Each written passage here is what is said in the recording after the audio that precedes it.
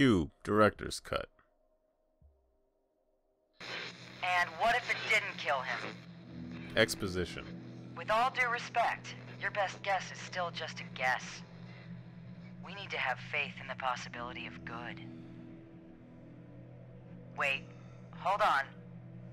His oxygen consumption's going up. I think he's alive. He's conscious. Hey, go steady down there. You've been out for a couple weeks. 15 days, in fact. They thought you were dead. Listen, there's been a complication.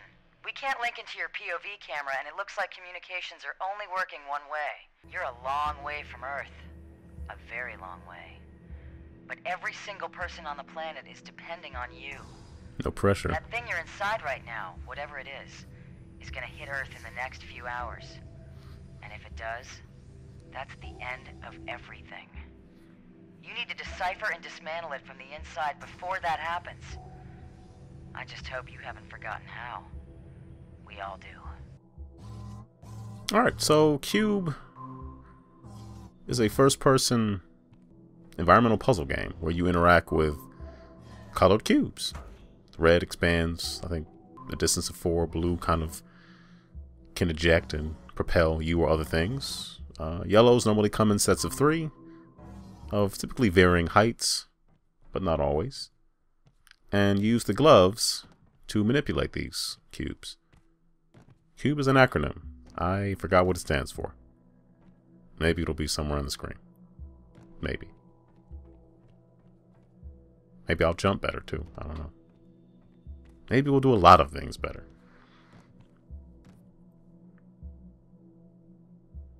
A lot of padded walls.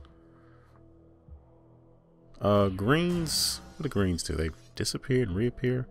Anyway, outside of, well, there you go. Outside of the cubes themselves, there'll be objects, buttons, and buttons and things you can trigger and interact with, like the refresh icon, if you will. You just noticed I pulled the red out and it pushed the green, and now I'm pushing this red out. So there are definitely some brain teasers in this game when trying to figure all the puzzles out. But it's good stuff. Some will get your head scratching. Other ones will seem very intimidating, but ultimately won't be as intimidating as you thought.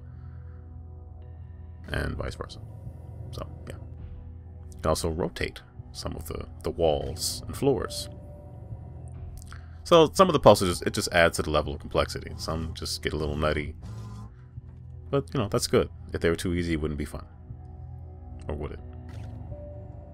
Hey, would you look at that?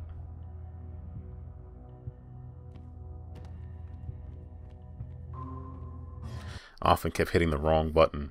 The triggers aren't the buttons I use to interact with the cubes. I would often hit the wrong one, but I guess that's kind of on me. I can't really blame. I think there are options to change the controls. I'm not absolutely sure, but that's not a showstopper. It's fine.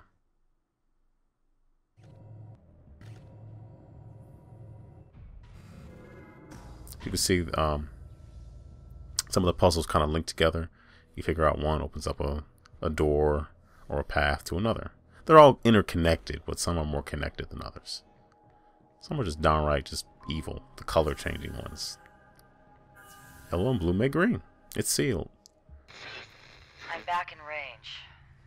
Fingers crossed. It's also narrative. Look, Mission Control think that if you have lost your memory, me just giving you little details about yourself won't be enough to spark anything. And little details is all that person gives.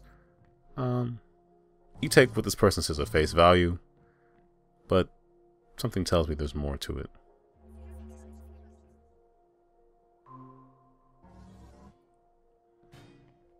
Yeah, the dark rooms are definitely challenging just because they're dark. I don't have much power left. I've been listening from inside my box. They say you're out in space. You're not. You're underground. They've buried you alive down there so they could test you. They're going to test you and test you until you rot into dust. So, as you can see, you're not just solving puzzles. in Q.U.B.E. There's also a story there, which is pretty interesting. You really won't know who to believe for a while. Two very conflicting messages you're receiving. One thing you do know is that you have to get through these puzzles. That's the one thing. Anyway, I enjoy the game. I know it's been on Steam for quite some time and just came out for Xbox One. That's the Xbox One version of Q.U.B.E. Good game. Very fun. A lot of padded white walls, if you're into that kind of thing. Alright, if you like this review, like, subscribe. Check out the review I did for The Vanishing of Ethan Carter, and a review I did of Roving Rogues for the Wii U, which is a multiplayer platformer. Ethan Carter is another first-person environmental puzzle game with a whole lot there that if I get into, I'd probably spoil it. So, anyway, check out more reviews and podcasts and stuff at GameEnthus.com. That's it.